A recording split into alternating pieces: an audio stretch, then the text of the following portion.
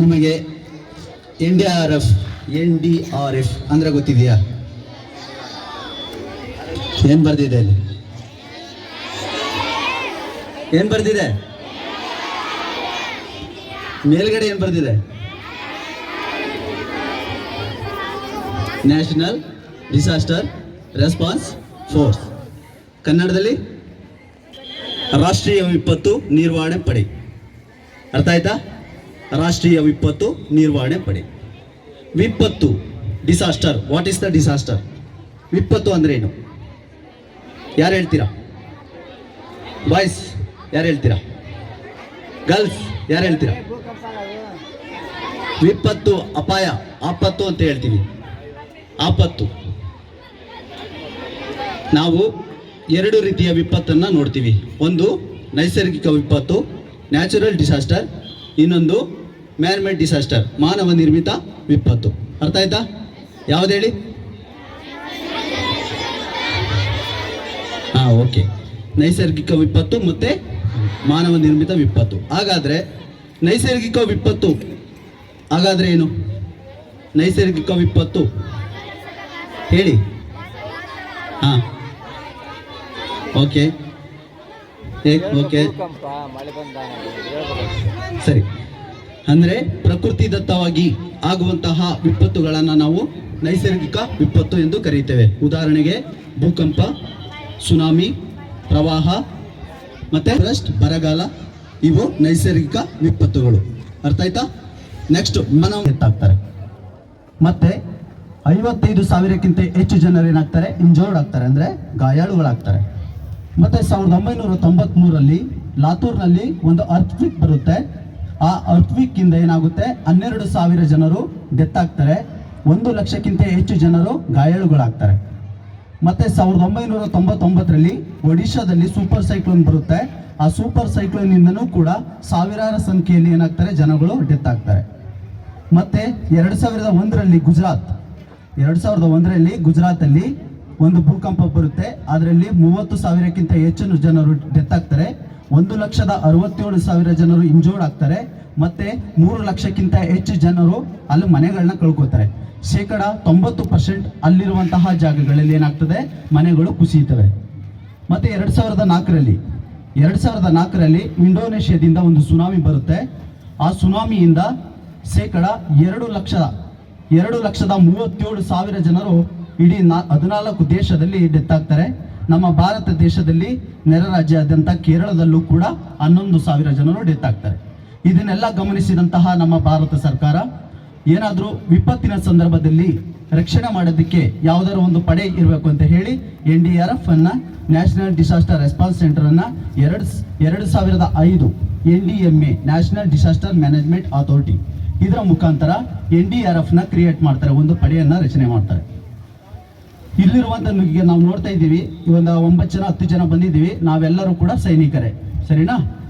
ಸೈನಿಕರನ್ನೇ ಅವರು ಚಾಯ್ಸ್ ಮಾಡಿಕೊಂಡು ಮತ್ತೆ ಏನು ಮಾಡ್ತಾರೆ? ಅಲ್ಲಿ ಟ್ರೈನಿಂಗ್ ಕೊಡ್ತಾರೆ. ಟ್ರೈನಿಂಗ್ ಸತತವಾಗಿ 6 ತಿಂಗಳಿರುತ್ತೆ. ಅದರಲ್ಲಿ CBRN, CSSR, FWR, rope rescue, dead body management, animal management ಅಂತ ಹಲವಾರು ರೀತಿಯ ಟ್ರೈನಿಂಗ್ ಅನ್ನು ಕೊಟ್ಟು ಮತ್ತೆ ನಮ್ಮನ್ನ ರಕ್ಷಣೆ ಮಾಡೋಕ್ಕೋಸ್ಕರ ಕಳಿಸ್ಕೊಡ್ತಾರೆ. ಅರ್ಥ ಆಯ್ತಾ? ಆ ಟೈಮಲ್ಲಿ 2006ರಲ್ಲಿ 8 ಬೆಟಾಲಿಯನ್ ಇತ್ತು. ಇವಾಗ ನಮ್ಮದು 16 ಬೆಟಾಲಿಯನ್ ಇದೆ NDRF. ಅದರಲ್ಲಿ ನಮ್ಮದು 10ನೇ ಬೆಟಾಲಿಯನು. ನಮ್ಮ 10ನೇ ಬೆಟಾಲಿಯನ್ಗೆ ಬಂದು ಹೆಡ್ ಕ್ವಾರ್ಟರ್ ವಿಜಯವಾಡದಲ್ಲಿದೆ. ವಿಜಯವಾಡದ ಒಂದು ಕಂಪನಿ ನಮ್ಮ ಬೆಂಗಳೂರಲ್ಲಿದೆ. ಆಲ್ ಕರ್ನಾಟಕದಲ್ಲಿ ಯಾವುದೇ ಜಾಗದಲ್ಲೂ ಡಿಸಾಸ್ಟರ್ ಏನಾದರೂ ಆದರೆ, ಆಪತ್ತು ಆದರೆ ಇಮಿಡಿಯೇಟ್ ಆಗಿ ನಮ್ಮ ಬೆಂಗಳೂರು ಟೀಮಿಂದ ನಮ್ಮನ್ನ ಕಳಿಸ್ಕೊಡ್ತಾರೆ. ಅರ್ಥ ಆಯ್ತಾ? NDRF ಏನಕ್ಕೆ ರಚನೆ ಆಯಿತು ಅಂತ ಎಲ್ಲರಿಗೂ ಅರ್ಥ ಆಯ್ತಾ? ಸರಿ, ಓಕೆ. ಮಾನವನ ದೇಹದಲ್ಲಿ, ಒಬ್ಬ ಆರೋಗ್ಯವಂತ ಮಾನವನ ದೇಹದಲ್ಲಿ ಎಷ್ಟು ಬ್ಲಡ್ ಇರುತ್ತೆ ಗೊತ್ತಿದ್ಯಾ? ರಕ್ತ ಎಷ್ಟಿರುತ್ತೆ? ಯಾರು ಹೇಳ್ತೀರಾ? ಎಷ್ಟು ಲೀಟರ್ ಇರುತ್ತೆ ರಕ್ತ? ಕಣೋ, ರಕ್ತ 65 ಲೀಟ್ರು. 5ರಿಂದ ವೆರಿ ಗುಡ್. ಕ್ಲಾಪ್ಸ್ ಹಾಕೊಳ್ಳಿ. 5ರಿಂದ 6 ಲೀಟರ್ ಮಾತ್ರ ಮಾನವನ ದೇಹದಲ್ಲಿ ಆರೋಗ್ಯವಂತ ವ್ಯಕ್ತಿಯಲ್ಲಿ ಬ್ಲಡ್ ಇರುತ್ತೆ. ಇನ್ ಕೇಸ್ ಏನಾದರೂ ಬ್ಲಡ್ ಲಾಸ್ ಆದರೆ ಏನಾಗುತ್ತೆ? ಸ್ಪಾಟ್ ಔಟ್ ಆಗುತ್ತೆ. ಓಕೆ, ನೆಕ್ಸ್ಟ್ ಏನಾಗುತ್ತೆ? ಹಾರ್ಟ್ ಅಟ್ಯಾಕ್ ಆಗುತ್ತೆ. ನೆಕ್ಸ್ಟ್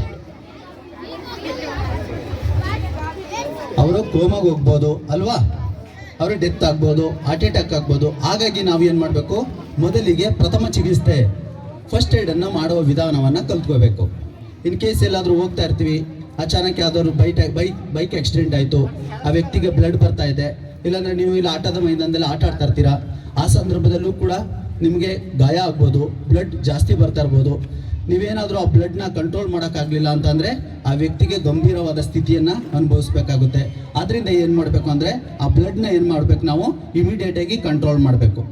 ಆ ಕಂಟ್ರೋಲ್ ಮಾಡಿಕೊಳ್ಳುವ ವಿಧಾನವನ್ನು ನಾನು ನಿಮಗೆ ತಿಳಿಸ್ತೀನಿ. ಅರ್ಥ ಆಯ್ತಾ? ನಿಮ್ಮ ಕಮೀರ್ ನೀನು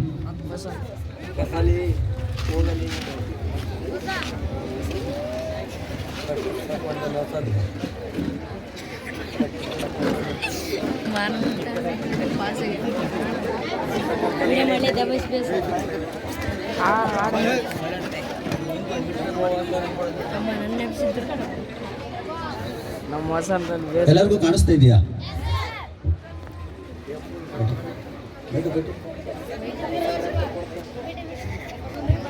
ಈ ವ್ಯಕ್ತಿ ಯಾವುದೋ ಆಟದ ಮೈದಾನದಲ್ಲಿ ಆಟ ಆಡ್ತಾ ಇರ್ಬೋದು, ಇಲ್ಲಾಂದ್ರೆ ಸೈಕಲ್ ಹೊಡಿತಾ ಇರ್ಬೋದು, ಇಲ್ಲ ಬೈಕಲ್ಲಿ ಹೋಗ್ತಾ ಇರ್ಬೋದು. ಇನ್ ಕೇಸ್ ಏನಾಗುತ್ತೆ, ಈ ವ್ಯಕ್ತಿಗೆ ಕೈಯಿನಲ್ಲಿ ತುಂಬಾ ಬ್ಲಡ್ ಬರ್ತಾ ಇದೆ. ಬ್ಲಡ್ ಬರುವಂತಹ ಸಂದರ್ಭದಲ್ಲಿ ಏನ್ ಮಾಡಬೇಕು ಅಂದ್ರೆ, ಎಲ್ಲಿ ಅವ್ರಿಗೆ ಬ್ಲಡ್ ಬರ್ತಾ ಇದೆ, ಅಲ್ಲಿಗೆ ಏನ್ ಮಾಡಬೇಕು? ಮೊದಲಿಗೆ ನಿಮ್ಮ ಮನೆಯಲ್ಲಿ ಇಲ್ಲಾಂದ್ರೆ ನಿಮ್ಮ ಹತ್ರ ಇರೋ ಮಾಡಬೇಕು. ತುಂಬಾ ಬುದ್ಧಿವಂತರಿದ್ದೀರಾ ನೀವು, ವೆರಿ ಗುಡ್. ಓಕೆ, ಏನ್ ಮಾಡ್ಬೇಕಂದ್ರೆ ಎದೆ ಭಾಗದಿಂದ ಮೇಲ್ಭಾಗಕ್ಕೆ ಮಾಡೋದಾದ್ರೆ ಆ ವ್ಯಕ್ತಿ ಏನಾಗುತ್ತೆ, ಬ್ಲಡ್ ಸರ್ಕ್ಯುಲೇಷನ್ ಏನಾಗುತ್ತೆ? ಕಡಿಮೆ ಆಗುತ್ತೆ ಅಲ್ವಾ? ಇದಕ್ಕೆ ನಾವು ಎಲಿವೇಶನ್ ಅಂತ ಹೇಳ್ತೀವಿ. ನೆಕ್ಸ್ಟ್ ಆದ್ರೂ ಕೂಡ ಆ ವ್ಯಕ್ತಿಗೆ ಬ್ಲಡ್ ಮತ್ತೆ ಬರ್ತಾನೆ ಇದೆ. ಆವಾಗ ಏನ್ ಮಾಡ್ತೀರಾ? ಇನ್ನು ಬರ್ತಾನೆ ಇದೆ ಬ್ಲಡ್, ಏನ್ ಮಾಡ್ತೀರಾ? ಅಲ್ಲೊಂದು ಬ್ರಾಕಿಯಲ್ ಪಲ್ಸ್ ಅಂತ ಇದೆ ನೋಡಿ. ನೀವು ಹಾಸ್ಪಿಟಲ್ಗೆ ಹೋಗ್ತಿರಲ್ವಾ, ಹಾಸ್ಪಿಟಲ್ಗೆ ಹೋದಾಗ ಬ್ಲಡ್ ಸ್ಯಾಂಪಲ್ಗೆ ಅಂತ ಹೇಳಿದ್ರೆ ಬ್ಲಡ್ ತಗೋತಾರಲ್ವಾ, ಆ ಬ್ಲಡ್ ನರ ಏನ್ ಮಾಡ್ಬೇಕು? ನಾವು ಒತ್ತಬೇಕು. Direct pressure point. ಅರ್ಥ ಆಯ್ತಾ? ನೆಕ್ಸ್ಟ್ ಈ ರೀತಿ ಪ್ರೆಷರ್ ಪಾಯಿಂಟ್ ಮಾಡಬೇಕು. ಇನ್ ಕೇಸ್ ಏನಾದ್ರೂ ಈ ವ್ಯಕ್ತಿಗೆ ಏನಾದ್ರೂ ಇಲ್ಲಿ ಕೈಯಿನ ಅರ್ಧ ಭಾಗನೇ ಕಟ್ಟಾಗಿದ್ರೆ, ಕೈಯಿನ ಅರ್ಧ ಭಾಗ ಏನಾದ್ರೂ ಕಟ್ಟಾಗಿದ್ರೆ ಟೋರ್ನಿಕೇಟ್ ಅಂತ ಹೇಳ್ತೀವಿ. ಒಂದು ದಾರ ಆಗಿರ್ಬೋದು, ಇಲ್ಲಾಂದ್ರೆ ಯಾವುದಾದ್ರೂ ಬ್ಯಾಂಡೇಜ್ ಅನ್ನ ನಾವು ದಾರದ ಟೈಪ್ ಇಲ್ಲದ ಹಗ್ಗದ ಟೈಪ್ ಮಾಡಿಕೊಂಡು ಎಲ್ಲಿ ಕಟ್ಟಾಗಿದೆ, ಯಾವ ಜಾಗದಲ್ಲಿ ಕಟ್ಟಾಗಿದೆ ಆ ಭಾಗದಿಂದ ಸ್ವಲ್ಪ ಮೇಲ್ಭಾಗಕ್ಕೆ ಏನ್ ಮಾಡ್ಬೇಕು? ನಾವು ದಾರವನ್ನ ಕಟ್ಟಬೇಕು.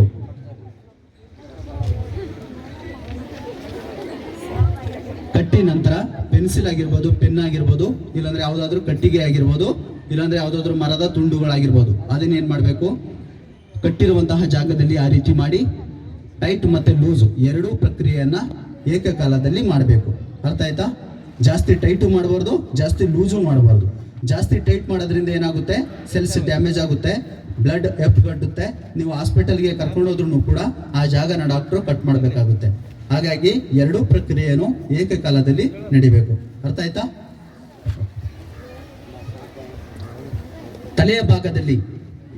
ತಲೆಯ ಭಾಗದಲ್ಲಿ ಏನಾದರೂ ಗಂಭೀರವಾದ ಚೋಟಾಗಿದ್ರೆ, ಇಲ್ಲಾಂದ್ರೆ ಗಾಯ ಆಗಿದ್ರೆ, ಬ್ಲಡ್ ಬರ್ತಾ ಇದ್ರೆ ಯಾವ ರೀತಿ ಫಸ್ಟ್ ಏಡ್ ಮಾಡಬೇಕು ಅಂತ ಹೇಳಿ.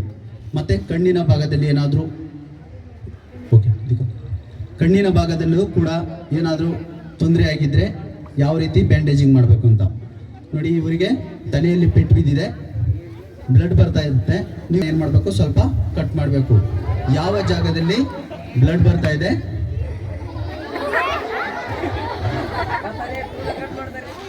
ಏನ್ ಮಾಡ್ತಾ ಇದ್ದಾರೆ? ಕೂದಲನ್ನ ಕಟ್ ಮಾಡ್ತಾ ಇದ್ದಾರೆ. ಆ ಜಾಗದಲ್ಲಿ ಯಾವ ಜಾಗದಲ್ಲಿ ಬ್ಲಡ್ ಬರ್ತಾ ಇದೆ ಆ ಜಾಗದಲ್ಲಿ ಕೂದಲನ್ನ ಕಟ್ ಮಾಡಿ ಮತ್ತೆ ಸ್ವಚ್ಛವಾಗಿರುವ ಯಾವ್ದಾದ್ರು ಬಟ್ಟೆ ಆಗಿರ್ಬೋದು, ಕಾಟನ್ ಆಗಿರ್ಬೋದು, ಆ ಗಾಯದ ಮೇಲೆ ಏನು ಮಾಡಬೇಕು? ಇಡಬೇಕು. ನೆಕ್ಸ್ಟ್ ಟ್ರಯಾಂಗಲ್ ಬ್ಯಾಂಡೇಜ್ ಅಂತ ಹೇಳ್ತೀವಿ ಅದನ್ನ ನಾವೇನು ಮಾಡಬೇಕು? ಸೈಲೆಂಟ್. ಯಾರು ನಗ್ತೀರೋ ಅವ್ರು ಕರ್ಕೊಬರ್ತೀನಿ ನೆಕ್ಸ್ಟ್. ಮತ್ತೆ ಟ್ರೈಯಾಂಗಲ್ ಬ್ಯಾಂಡೇಜ್ ಅಂತ ಇರುತ್ತೆ. ಈ ರೀತಿ ತಲೆಯ ಭಾಗವನ್ನ ನಾವೇನ್ ಮಾಡಬೇಕು, ಕಟ್ಟಬೇಕು. ಮನೆಯಲ್ಲಿ ಟವಲ್ಗಳು ಇರ್ಬೋದು, ಲುಂಗಿ ಇರ್ಬೋದು, ಇಲ್ಲ ಸ್ಯಾರಿ ಇರ್ಬೋದು, ಅದನ್ನ ಏನ್ ಮಾಡಬೇಕು, ಟ್ರೈಯಾಂಗಲ್ ರೀತಿ ಕಟ್ಕೊಂಡು ಈ ರೀತಿ ಬ್ಯಾಂಡೇಜಿಂಗ್ ಮಾಡಬೇಕು.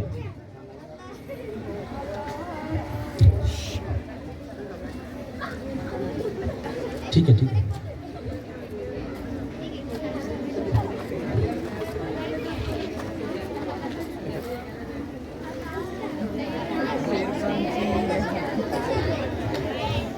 ನಿಮಗೊಂದು ಕ್ವಶನ್ ಕೇಳ್ತೀನಿ. ತಲೆಯ ವ್ಯಕ್ತಿಗೆ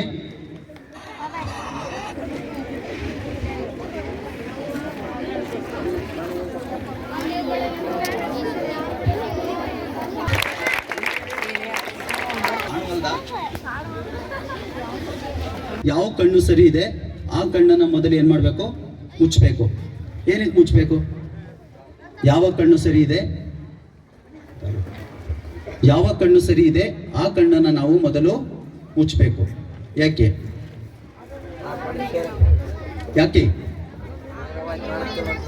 ಮೂಮೆಂಟ್ ಅನ್ನ, ಯಾವ ಕಣ್ಣು ಸರಿ ಇದೆ ಆ ಕಣ್ಣಿನ ಮೂಮೆಂಟ್ ಅನ್ನ ನಾವು ಸ್ಟಾಪ್ ಮಾಡಬೇಕು. ಯಾಕೆಂದ್ರೆ ಅದು ಮೂವ್ಮೆಂಟ್ ಮಾಡೋದ್ರಿಂದ ಏನಾಗುತ್ತೆ, ಆ ಕಣ್ಣಿಗೂ ಕೂಡ ಡ್ಯಾಮೇಜ್ ಆಗ್ಬೋದು, ನೋವಾಗ್ಬೋದು. ಹಾಗಾಗಿ ಕಣ್ಣಿನ ಮೂವ್ಮೆಂಟ್ ಅನ್ನ ಮೊದಲು ಸ್ಟಾಪ್ ಮಾಡಿ. ನೆಕ್ಸ್ಟ್, ನಿಮ್ಮ ಹತ್ರ ಇರೋ ಯಾವ್ದಾದ್ರು ಬಟ್ಟೆ ಆಗಿರ್ಬೋದು, ಇಲ್ಲಾಂದ್ರೆ ಕಾಟನ್ ಆಗಿರ್ಬೋದು, ಬಟ್ಟೆನ ಏನ್ ಮಾಡ್ಬೇಕು, ನೀರಲ್ಲಿ ತೇವಗೊಳಿಸಿ ನೀರನ್ನ ತೆಗೆದು ಮತ್ತೆ ಯಾವ್ದಾದ್ರು ಕಪ್ಪು, ಪ್ಲಾಸ್ಟಿಕ್ ಕಪ್ ಆಗಿರ್ಬೋದು, ಟೀ ಕಪ್ ಆಗಿರ್ಬೋದು, ಕಪ್ಪನ್ನ ನೀವು ಕಪ್ಪಿನ ಒಳಗಡೆ ಹಾಕಿ ಮತ್ತೆ ಡ್ಯಾಮೇಜ್ ಆಗಿರುವ ಕಣ್ಣನ್ನ ಏನ್ ಮಾಡಬೇಕು, ನಿಧಾನವಾಗಿ ಕಣ್ಣಿನ ಹತ್ರನೇ ತಗೊಂಡೋಗಿ ಸೇರಿಸ್ಬೇಕು. ನೋಡಿ,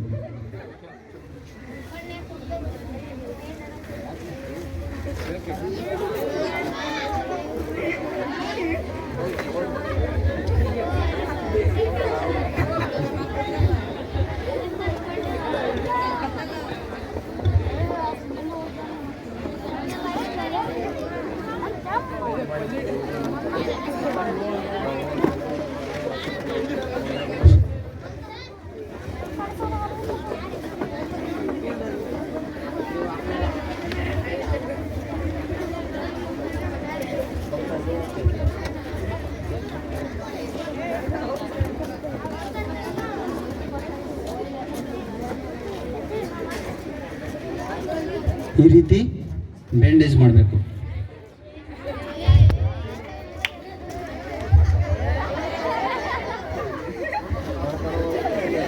ಬ್ಯಾಂಡೇಜ್ ಮಾಡಿ ಏನ್ ಮಾಡಬೇಕು, ನಿಮ್ಗೊಂದು ಕಣ್ಣಿಲ್ಲ ವೈದ್ಯರು ನೀವು ಅಂತ ಹೇಳ್ಬೇಕಾ? ಯಾವುದೇ ಕಾರಣಕ್ಕೂ ಆ ವ್ಯಕ್ತಿಗೆ ಆ ರೀತಿ ಹೇಳ್ಬಾರ್ದು. ಧೈರ್ಯ ಹೇಳ್ಬೇಕು, ಏನಾಗಿಲ್ಲ, ಹಾಸ್ಪಿಟಲ್ ಹತ್ರ ಇದೆ, ಕರ್ಕೊಂಡು ಹೋಗ್ತೀವಿ, ಸರಿ ಆಗ್ತೀರಾ ಅಂತ ಹೇಳ್ಬೇಕು. ಅರ್ಥ ಆಯ್ತಾ? ಇನ್ ಕೇಸ್ ಏನಾದ್ರೂ ಯಾವ್ದಾದ್ರು ವಸ್ತು ಹೊಟ್ಟೆಯ ಭಾಗಕ್ಕಾಗಿರ್ಬೋದು, ಬೆನ್ನಿನ ಭಾಗಕ್ಕಾಗಿರ್ಬೋದು, ಇಲ್ಲ ಕೈಗಾಗಿರ್ಬೋದು, ಇಲ್ಲ ಕಾಲಿಗಾಗಿರ್ಬೋದು, ಏನಾದ್ರೂ ಯಾವ್ದಾದ್ರು ವಸ್ತು ಏನಾದ್ರೂ ಚುಚ್ಕೊಂಡಿದ್ರೆ ಏನ್ ಮಾಡ್ತೀರಾ ನೀವು? ಎಷ್ಟು ಜನ ತೆಗಿತೀರಾ? ಈಗ ಯಾರಾದ್ರೂ ಒಬ್ರು ಚಾಕು ಹಾಕಿರ್ತಾರೆ ಹೊಟ್ಟೆಗೆ, ಆ ಸಂದರ್ಭದಲ್ಲಿ ನೀವು ಹೋಗಿ ಏನ್ ಮಾಡ್ತೀರಾ? ಎಷ್ಟು ಜನ ತೆಗಿತೀರಾ? ಗರ್ಲ್ಸ್, ನೀವು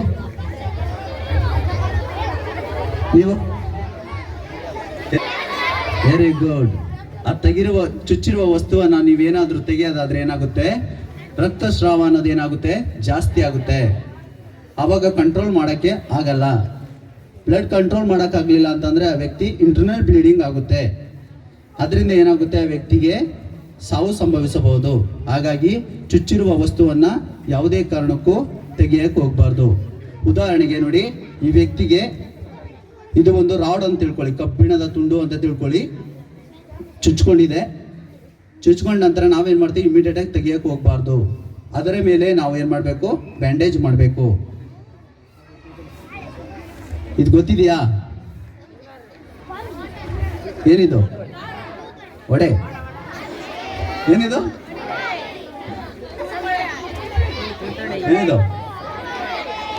ಇದು ಒಡೆ ಅಲ್ಲ. ಕೊಡ ಎತ್ಕೊಂಡು ಹೋಗೋಕ್ಕೆ ಮುಂಚೆ ಯೂಸ್ ಮಾಡ್ತಿದ್ರು ಸಿಂಬಿ. ಆ ಸಿಂಬಿನೇ ಇದು ತುಂಬಾ ಸ್ಮಾಲ್ ಸೈಜಲ್ಲಿ ಇದೆ. ಅರ್ಥ ಆಯ್ತಾ? ಈ ಟೈಪಲ್ಲಿ ಬಟ್ಟೆಯನ್ನ ನಾವು ಏನ್ ಮಾಡ್ಬೇಕು, ರೌಂಡ್ ಮಾಡ್ಕೊಂಡು ಚುಚ್ಚಿರುವ ವಸ್ತುವಿನ ಮೇಲೆ ಏನ್ ಮಾಡ್ಬೇಕು, ಇಡಬೇಕು.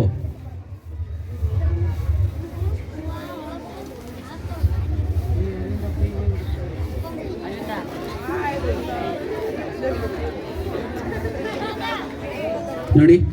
ನೆಕ್ಸ್ಟು ಆ ರೀತಿ ಬ್ಯಾಂಡೇಜ್ ಮಾಡೋದ್ರಿಂದ ಏನಾಗುತ್ತೆ, ಅದು ಕೆಳಗಡೆ ಬೀಳಲ್ಲ.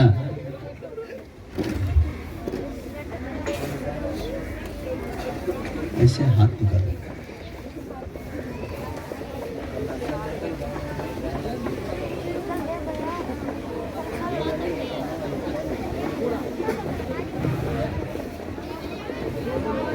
ಯಾರು ಹೇಳ್ತೀರಾ ಮೂಳೆಗಳು ಎಷ್ಟಿದೆ, ಯಾವ ಜಾಗದಲ್ಲಿ ಎಷ್ಟೆಷ್ಟಿದೆ? ನಾನು ಹೇಳ, ತಲೆಯ ಭಾಗದಲ್ಲಿ 28 ಇದೆ.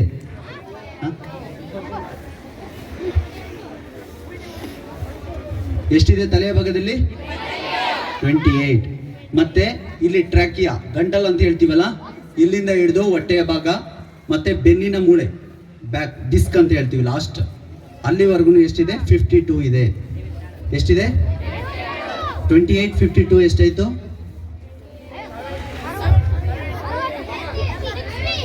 60ನ ಲೆಕ್ಕದಲ್ಲಿ ತುಂಬ ವೀಕು ನೀನು.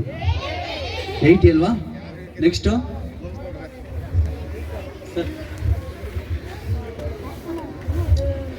ಮತ್ತೆ ಒಂದು ಕೈಯಲ್ಲಿ ಎಷ್ಟಿದೆ? 32, 32. ಎರಡು ಕೈಯಿಂದ ಸೇರಿ ಎಷ್ಟಾಗುತ್ತೆ? ಮತ್ತೆ ಕಾಲಲ್ಲಿ, ಒಂದು ಕಾಲಲ್ಲಿ 31 ಇದೆ, ಎರಡು ಕಾಲಿಂದ 62 64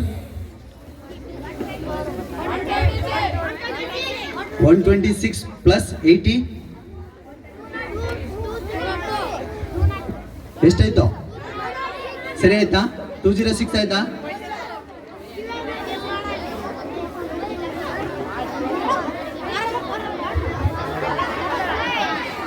ಈ ವ್ಯಕ್ತಿ ಏನಾಗಿದ್ದಾರೆ, ಕಬಡ್ಡಿ ಆಡ್ತಾ ಇದ್ದಾರೆ. ಕಬಡ್ಡಿ ಆಡುವ ಸಂದರ್ಭದಲ್ಲಿ ಏನಾಗಿದೆ, ಇವರಿಗೆ ಕೈ ಮುರಿದೋಗಿದೆ, ಇಲ್ಲ ಕಾಲು ಮುರಿದೋಗಿದೆ. ಆವಾಗ ಯಾವ ರೀತಿ ಬ್ಯಾಂಡೇಜ್ ಮಾಡಬೇಕು ಅಂತ ನಾವೇನು ಮಾಡಬೇಕು, ಅವ್ರ ನೋವು ಕಂಟ್ರೋಲ್ ಆಗಬೇಕು ಅಂದರೆ ಫಸ್ಟ್ ಏನು ಮಾಡಬೇಕು, ಅವರ ಮೂವ್ಮೆಂಟನ್ನು ನಾವೇನು ಮಾಡಬೇಕು, ಸ್ಟಾಪ್ ಮಾಡಬೇಕು. ಏನಾಗಿದೆ, ಕಬಡ್ಡಿ ಆಡಬೇಕಾದ್ರೆ ಕೈಯನ್ನು ಮುರ್ಕೊಂಡಿದ್ದಾರೆ. ಮುರಿದ ನಂತರ ನಾವೇನು ಮಾಡಬೇಕು, ಪಟ್ಟಿ, ನಿಮ್ಮ ಹತ್ರ ಏನೋ ಇರುತ್ತೆ ಅಂದರೆ ಲಾಂಗ್ ನೋಟ್ ಬುಕ್ ಇರುತ್ತಲ್ಲ, ಫೋಲ್ಡೇಬಲ್, ಆ ಫೋಲ್ಡೇಬಲ್ನು ಕೂಡ ನಾವೇನು ಮಾಡ್ಬೋದು, ಲಾಕ್ ಮಾಡ್ಬೋದು. ಈ ರೀತಿ ನೋಡಿ, ನಮ್ಮ ಹತ್ರ ಪಟ್ಟಿ ಇದೆ, ಸ್ಪ್ರಿಂಟ್ ಅಂತ ನಾವು ಹೇಳ್ತೀವಿ, ಅದಕ್ಕೆ ಮರದ ಪಟ್ಟಿ ಅದು, ಅದರಿಂದ ನಾವು ಮಾಡ್ತೀವಿ. ನಿಮ್ಮ ಹತ್ರ ಬುಕ್ಸ್ ಇರುತ್ತೆ, ಇಲ್ಲಾಂದರೆ ನೋಟ್ಬುಕ್, ಲಾಂಗ್ ನೋಟ್ಬುಕ್ ಇರುತ್ತೆ, ಅದನ್ನು ಕೂಡ ನಾವು ಈ ರೀತಿಯಾಗಿ ಸಪೋರ್ಟ್ ಮಾಡ್ಬೋದು.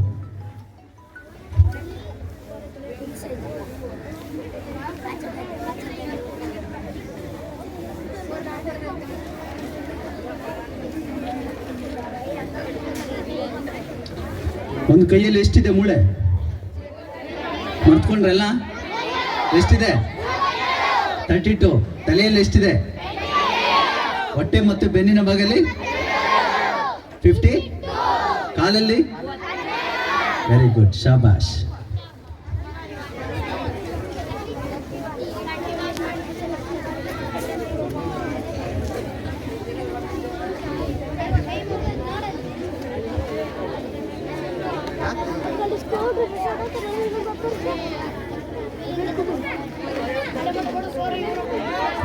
ಮತ್ತೆ ಏನು ಮಾಡಬೇಕು, ಯಾವುದಾದ್ರೂ ಬಟ್ಟೆ ಆಗಿರ್ಬೋದು, ಇಲ್ಲಾಂದರೆ ಟ್ರೈಯಾಂಗಲ್ ಬ್ಯಾಂಡೇಜ್ ಆಗಿರ್ಬೋದು, ನಾವೇನು ಮಾಡಬೇಕು, ಸಪೋರ್ಟ್ ಮಾಡಬೇಕು.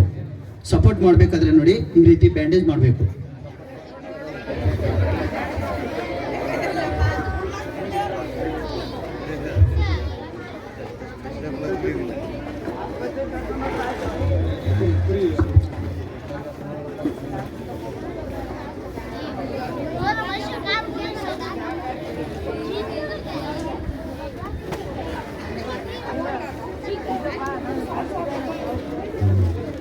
बस बस नीचे कर बस.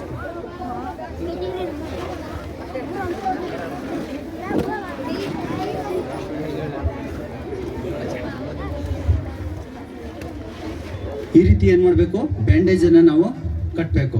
ಮನೆಯಲ್ಲಿ ಈ ರೀತಿ ಸಿಗಲ್ಲ ಬ್ಯಾಂಡೇಜು, ನಿಮ್ಮ ಹತ್ರ ಟವಲ್ ಆಗಿರ್ಬೋದು, ಲುಂಗಿ ಆಗಿರ್ಬೋದು, ಇಲ್ಲಾಂದರೆ ಸ್ಯಾರಿ ಆಗಿರ್ಬೋದು, ಏನು ಮಾಡಬೇಕು, ಕಟ್ ಮಾಡಿ ಅದನ್ನು ಈ ರೀತಿ ಬ್ಯಾಂಡೇಜ್ ಮಾಡಬೇಕು. ಮತ್ತು ಮೇಲ್ಭಾಗದಲ್ಲೂ ಕೂಡ ಅವರ ಮೂಮೆಂಟನ್ನು ಕಡಿಮೆ ಮಾಡೋಕ್ಕೋಸ್ಕರ ಇವರ ಎದೆಯ ಭಾಗದಲ್ಲೂ ಕೂಡ ಒಂದನ್ನು ನಾವು ಕಟ್ಟಬೇಕು. ಈ ರೀತಿ ಮಾಡೋದ್ರಿಂದ ಏನಾಗುತ್ತೆ, ಅವ್ರ ಮೂಮೆಂಟಿಂಗ್ ಏನಾಗುತ್ತೆ, ಕಡಿಮೆ ಆಗುತ್ತೆ. ನೆಕ್ಸ್ಟ್ ನಾವೆಲ್ಲೂ ಕರ್ಕೋಬೇಕು? ಪೊಲೀಸ್ ಸ್ಟೇಷನ್ ಕರ್ಕೋಬೇಕಾ? ರೈಲ್ವೆ ಸ್ಟೇಷನ್, ಹಾಸ್ಪಿಟಲ್ಗೆ ಕರ್ಕೊಂಡು ಹೋಗ್ಬೇಕು.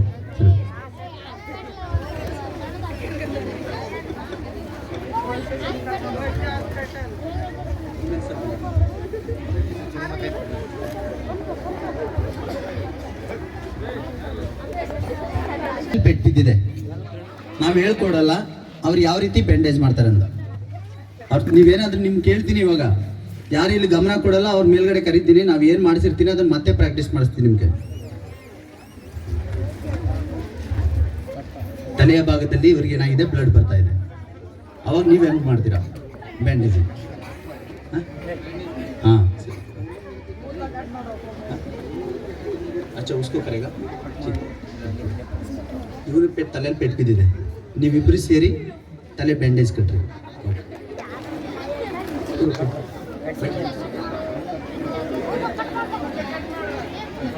ಏನ್ ಮಾಡ್ತಾ ಇದ್ದಾರೆ ಅವರು? ತಲೆಯಲ್ಲಿ ಬ್ಲಡ್ ಬರ್ತಾ ಇದೆ, ಏನ್ ಮಾಡಿದ್ರು? ಹೌದು. ನೆಕ್ಸ್ಟ್ ಏನ್ ಮಾಡ್ತಾ ಇದ್ದಾರೆ? ಹೌದು. ಇದು ಯಾವ ಬ್ಯಾಂಡೇಜ್ ಅಂತ ಹೇಳಿದೆ ಮೊದಲೇ ನಾನು? ಟ್ರಯಾಂಗಲ್.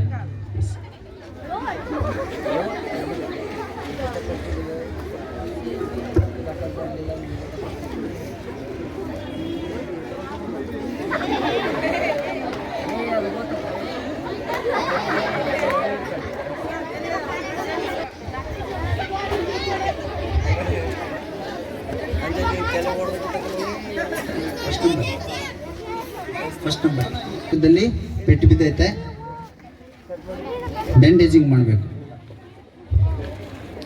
ನಾವು ಮಾಡಿದ್ದು ನೋಡಿದ್ರಾ? ಮಾತಾಡ್ತಿದ್ರಾ? ನೋಡಿದ್ರಿ ಅಂದ್ರೆ ಬ್ಯಾಂಡೇಜ್ ಮಾಡ್ತೀರ. ಚೆನ್ನಾಗಿರೋ ಕಣ್ಣನ್ನು ಏನು ಮಾಡಬೇಕು? ಮುಚ್ಚಬೇಕು. ನಂತರ ಏನು ಮಾಡಬೇಕು? ಹಾಂ ಹೌದು, ನೀರನ್ನು ಏನು ಮಾಡಬೇಕು? ಒಂದು ಕಾಟನ್ನಲ್ಲಿ ತೇವಗೊಳಿಸಿ ನೀರು ತೆಗೆದು ಮತ್ತೆ ಕಪ್ಪಿನ ಒಳಗಡೆ ಅದನ್ನ ಇಟ್ಟು ಬಟ್ಟೆನ ನಿಧಾನವಾಗಿ ಏನು ಮಾಡಬೇಕು? ಕಣ್ಣನ್ನು ಮುಚ್ಚಬೇಕು. ಸಪೋರ್ಟ್ ಕೊರ. ಬ್ಯಾಂಡೇಜ್ ಮಾಡಬೇಕಾದ್ರೆ ಕಿವಿ ಮತ್ತೆ ಮೂಗನ್ನ ಏನು ಮಾಡಬೇಕು? ಕಿವಿ ಮತ್ತೆ ಮೂಗನ್ನ ಏನು ಮಾಡಬೇಕು? ಮುಚ್ಚಬೇಕು, ಮುಚ್ಚಬಾರ್ದು? ಸರಿ. ಇನ್ ಕೇಸ್ ಏನಾದ್ರು ಮೂಗಲ್ಲಿ ಏನಾದ್ರು ಬ್ಲಡ್ ಬರ್ತಾ ಇದ್ರೆ ಅವಾಗ ಹೆಂಗ್ ಮಾಡ್ತೀರಾ? ಏನ್ ಮಾಡ್ತೀರಾ?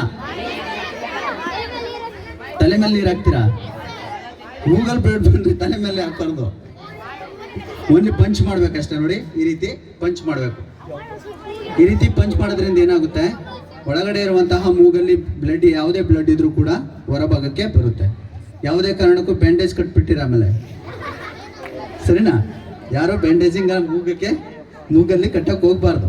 ಓನ್ಲಿ ಪಂಚ್ ಮಾಡಬೇಕು. ಬರುವಂತಹ ಬ್ಲಡ್ನ ನಾವು ಕ್ಲೀನ್ ಮಾಡಬೇಕು. ಕಿವಿ ಭಾಗದಲ್ಲಿ ಏನಾದರೂ ಬ್ಲಡ್ ಬರ್ತಾ ಇದ್ರೆ ಏನ್ ಮಾಡ್ತೀರಾ? ಕಾಟನ್ ಹಾಕ್ತೀರಾ? ಕಿವಿಯ ಭಾಗದಲ್ಲಿ ಬ್ಲಡ್ ಬರ್ತಾ ಇದ್ರೆ ಯಾವುದೇ ಕಾರಣಕ್ಕೂ ಕಾಟನ್ನ ಹಾಕಕ್ಕೆ ಹೋಗ್ಬಾರ್ದು. ಏರ್ವೇ ಯಾವಾಗಲೂ ಕ್ಲಿಯರ್ ಇರಬೇಕು. ಅರ್ಥ ಆಯ್ತಾ? ಬರುವಂತಹ ಬ್ಲಡ್ನ ಓನ್ಲಿ ನಾವೇನ್ ಮಾಡಬೇಕು? ಕ್ಲೀನ್ ಮಾಡಬೇಕು. ಬಾಯಲ್ಲಿ ಬರ್ತಾ ಇದ್ರೆ ನೀರು ಕುಡಿಸ್ತೀರಾ? ಆಲ್ರೆಡಿ ಅವರು ಬ್ಲಡ್ ಬರ್ತಾ ಇದೆ, ನೀರು ಕುಡಿತಾರ ಅವರು? ಕುಡಿಸ್ಬಾರ್ದು, ನೀರನ್ನ ಕುಡಿಸ್ಬಾರ್ದು. ಬಾಯಲ್ಲಿ ಬರುವಂತಹ ಬ್ಲಡ್ ಬರೀ ಓಪನ್ ಆಗಿರ್ಬೇಕು. ಬರುವಂತಹ ಬ್ಲಡ್ ಅನ್ನ ಕ್ಲೋಸ್ ಮಾಡ್ಬೇಕಷ್ಟೇ. ಬ್ಯಾಂಡೇಜ್ ಕಟ್ಬಾರ್ದು, ಓಪನ್ ಇರಬೇಕು.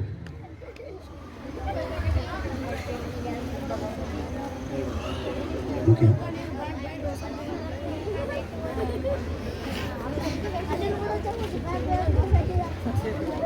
ನೆಕ್ಸ್ಟ್ ವಿಷಯ, ಹೃದಯಾಘಾತ ಆದ ಸಂದರ್ಭದಲ್ಲಿ, ಹಾರ್ಟ್ ಅಟ್ಯಾಕ್ ಆದಂತಹ ಸಂದರ್ಭದಲ್ಲಿ ಆ ವ್ಯಕ್ತಿಯನ್ನ ನಾವು ಯಾವ ರೀತಿ ಬದುಕಿಸಬಹುದು ಅಂತ.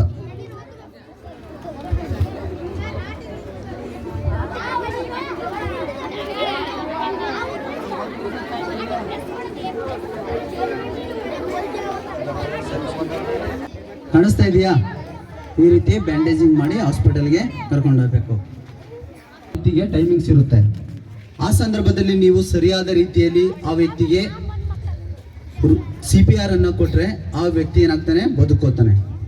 ನೀವು 6 ನಿಮಿಷ ಆದ ನಂತರ ಇಲ್ಲ 10 ನಿಮಿಷ ಆದ ನಂತರ ನೀವೇನಾದರೂ ಆ ವ್ಯಕ್ತಿಗೆ ಮತ್ತೆ CPR ಕ್ರಿಯೆಯನ್ನು ಕೊಡೋಕೆ ಹೋದರೆ ಆ ವ್ಯಕ್ತಿ ಏನಾಗಿರ್ತಾನೆ, ಬಯಾಲಜಿಕಲ್ ಡೆತ್ ಆಗಿರ್ತಾನೆ.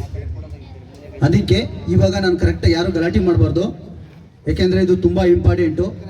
ಇವಾಗ ಎಲ್ಲ ಕಡೆನೂ ನಾವು ಗಮನಿಸ್ತಾ ಇದ್ದೀವಿ, ಹಾರ್ಟ್ ಅಟ್ಯಾಕ್ ಆಗೋದು ಸಹಜ ಆಗಿದೆ ಅಲ್ವಾ. ಅದು ಚಿಕ್ಕ ಮಕ್ಕಳಿಂದ ಹಿಡಿದು ದೊಡ್ಡವ್ರವರೆಗೂ ಹಾರ್ಟ್ ಅಟ್ಯಾಕ್ ಸಾಧಾರಣವಾಗಿಬಿಟ್ಟಿದೆ. ಅದಕ್ಕೋಸ್ಕರನೇ ಈ ತೋರಿಸುವ ವಿಧಾನವನ್ನು ನೀವು ಗಮನವಿಟ್ಟು ನೋಡಿ. ಈ ವ್ಯಕ್ತಿ ಈಗ ಹಾರ್ಟ್ ಅಟ್ಯಾಕ್ ಆದ ಸಂದರ್ಭದಲ್ಲಿ ಅಂದರೆ ಯಾವ ರೀತಿ ನಮಗೆ ಗೊತ್ತಾಗುತ್ತೆ ಅಂತ, ಸರಿನಾ? ಯಾಕೆ ಅಂದರೆ ಈ ಲೆಫ್ಟ್ ಸೈಡು ಸೈಲೆಂಟ್ ರನ್ನಿಂಗ್ ಕೊಡ್ಲಾ, ಓಡ್ತೀರಾ? ಬಿಸಿಲು ನೋಡಿ ಹೇಗಿದೆ. ನಾನು ಮೊದಲೇ ಹೇಳಿದೆ ಎಲ್ಲ ಆರ್ಮಿ ಪರ್ಸನ್ ಅಂತ. ಒಂದೇ ಕಾಲಲ್ಲಿ ನಿಲ್ಲಿಸ್ತೀನಿ ಆಮೇಲೆ ಬಿಸಿಲಲ್ಲಿ.